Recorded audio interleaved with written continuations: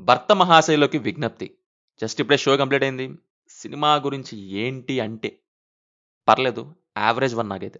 కొంత ఫన్ ఉంది. At the same time మరికొంత బోర్ కొట్టింది. కిషోర్ తిరుమల తన ఒకప్పటి రైటింగ్ స్కిల్స్ పోగొట్టుకున్నారనే డౌట్ కొడుతుంది. ఎందుకు అని చెప్తాను. ముందుగా ప్లాట్ లైన్ చెప్పాలంటారా? మీకు ఆల్రెడీ తెలుసు కదా! ట్రైలర్ చూస్తేనే తెలిసిపోద్ది. ఎన్నో సార్లు తీసిన, ఎన్నో సినిమాలు తీసిన సేమ్ లైన్. ఇల్లాలు ఒక పక్క, బట్ అనుకోకుండా ఇంకొకరితో కూడా మూవ్ అయ్యాక హీరో, ఆ ఇద్దరి మధ్య ఎలా ముందుకు వెళ్ళాడు అని. కొన్ని సినిమాలుంటాయి. అక్కడక్కడ ఫన్ బావుంటది. నవ్వొస్తది. మరికొంత డ్రాగీ, లాగీ, బోరింగ్ నేరేషన్ కూడా ఉంటది. ఎగ్జాక్ట్‌లీ అదే కిందికొస్తది ఇది కూడా.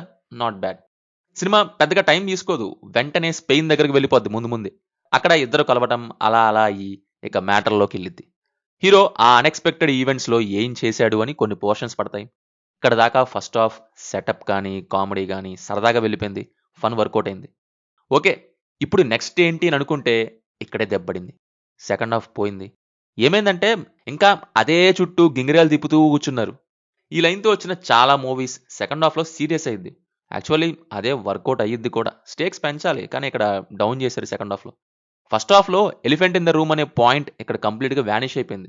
అన్నయ్యని తెచ్చి అంటుకునే ఆట ఆడుకోవటంలా అయిపోయింది. ఇది బాలేదు నాకు. చాలా డ్రాగ్ చేశారు అన్నెసెసరీగా.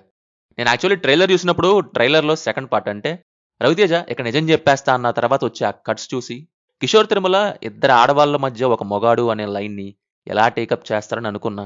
కానీ కొంత కామెడీ ఇచ్చి వదిలేశారు. అంతకు మించి ముందుకు వెళ్ళలేకపోయారు. ప్రీ క్లైమాక్స్‌లో నిజం తెలిసిన మూమెంట్ యాక్చువల్లీ ఇంటర్వెల్‌లో ఆర్ సెకండ్ హాఫ్ మిడిల్‌లో అయినా పడి ఆ కాన్ఫ్లిక్ట్‌ని ఇంకొంచెం పెంచుంటే మరి ఎలా ఉండేదో. అట్‌లీస్ట్ కొన్ని స్టేక్స్ పెరిగి సిట్యుయేషనల్ కామెడీ అయినా వర్కౌట్ అయ్యేది.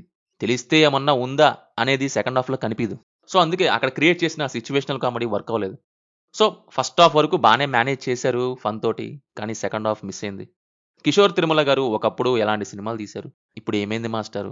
ఏదో తీసేసామన్నట్టు తీస్తున్నారు. లాస్ట్ టైమ్ బోరింగ్ మూవీ 'ఆడవాళ్ళు మీకు జోహార్లు.' ఇప్పుడేమో 'యావరేజ్ 1' 'మహాశయులకు విజ్ఞప్తి.' ఆయన తన ఒకప్పటి స్ట్రాంగ్ రైటింగ్ జోన్‌లోకొస్తే బావుంటది. అది మరి వచ్చిద్దో లేదో? Performances vice all are decent. 'Raviteja' నుంచి కిషోర్, సత్య, సునీల్, డింపుల్, ఆషిక అందరూ. నేను యాక్చువల్లీ డింపుల్‌కి ఎక్కువ స్కోప్ ఇస్తారనుకున్నా. కానీ ఇక్కడ ఆషిక హైలైట్ అయ్యారు. మ్యూజిక్ బావుంది. Finally average 1. కొంత ఫన్ చాల్లే అనుకుంటే ట్రై చేయొచ్చు. 'రవితేజాస్' లాస్ట్ చాలానే రాడ్స్‌తో పోలిస్తే కొంత బెటర్ ఫిల్మ్.